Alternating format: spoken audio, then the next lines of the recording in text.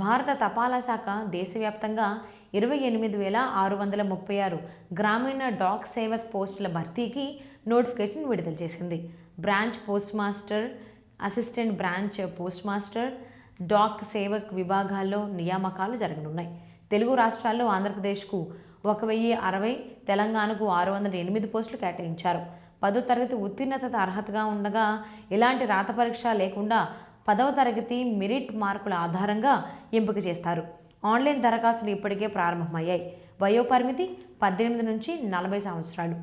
SC, ఎస్టీలకు 5 సంవత్సరాలు, ఓబీసీలకు 3 సంవత్సరాలు, దివ్యాంగులకు 10 సంవత్సరాల వయో సడలింపు ఉంటుంది. ఎంపికైన వారికి బీపీఎంలకు 12,000 నుంచి 29,380 రూపాయలు, ఏబీపీఎం డాక్ సేవకులకు 10,000 నుంచి 24,470 రూపాయల వరకు వేతనం చెల్లిస్తారు. అర్హులైన అభ్యర్థులు గడువులోపు దరఖాస్తు చేయాలని అధికారులు సూచించారు.